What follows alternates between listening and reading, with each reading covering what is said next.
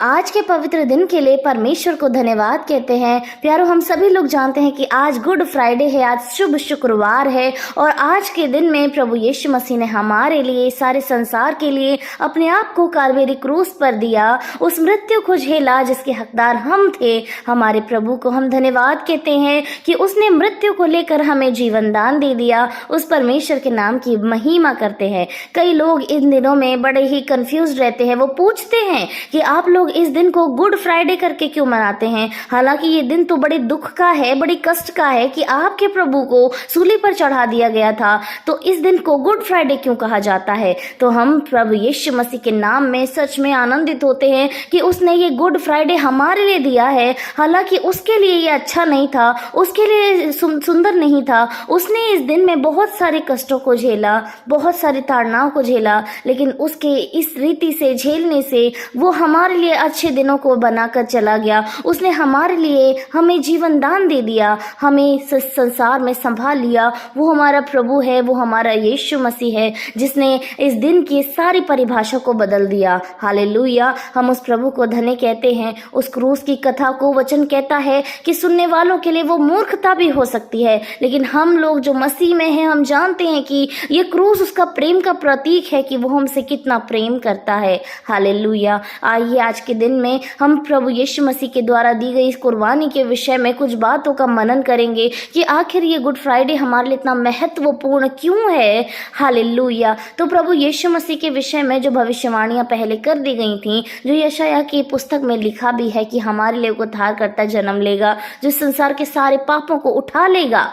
क्यों उसके कुर्बानी ज़रूरी थी, क्यों उसका क्रूस पर चढ़ना ज़रूरी था। तो प्रभु यीशु मसीह के वचन में लिखा है, परमेश्वर के कलाम में लिखा है कि इस संसार में जब पाप बढ़ गया था, प्रभु परमेश्वर ने, खुदावन ने इस सृष्टि को एक बार नष्ट कर दिया था जब उसने जल प्रलय लाया था। और जब इस रीति से इस संसार के अंदर मृत्यु हुई, लोग खत्म हुए, मरे, एक नई सृष्टि स्टार्ट हुई, तभी परमेश्वर देखकर बहुत दुखी हुआ, वो पछताया और उसने हमसे वादा किया कि वो दोबारा हमें नष्ट नहीं करेगा।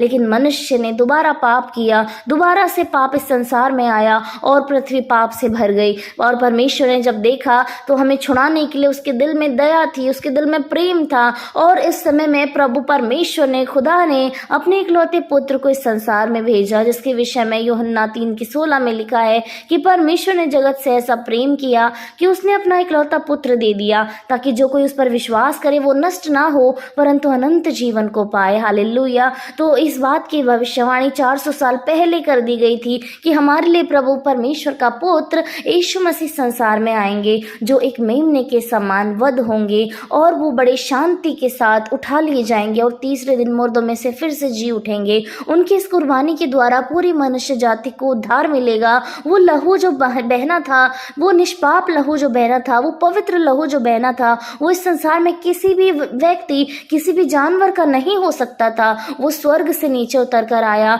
मनुष्य का रूप धारण किया और हमारे लिए वो इस संसार में रहा, हमें अच्छी बातें बताई, हमें परमेश्वर के करीब लेकर आया और अंत में हमारे सारे पापों को लेकर वो सूली पर चढ़ गया। ये बात यहीं खत्म नहीं होती है, परंतु वो तीसरे दिन मुर्दों में से जी उठा और उसने दिखा दिया कि उसके पैरों के नीचे मृत्यु है, उसके हाथों में जीवन है और उसने मृत्यु के ऊपर जय प्राप्त कर ली है। हालेलुया। इस दिन में जब प्रभु यीशु मसीह ने हमारे लिए कोड़ों को खाया, उन कोड़ों के साथ उसने हमारे सारे रोगों को सह लिया, उसने कांटों का मुकुट सर पर लिया, हमारे सारे बुरे विचार जो हमारी बुद्धि से पाप उत्पन्न होता है उसने हटा दिया। उसने हाथों और पैरों में कीलें खाई ताकि हमारे हाथ और हमारे पैर किसी भी रीति से हमारे ठोकर का कारण ना बने।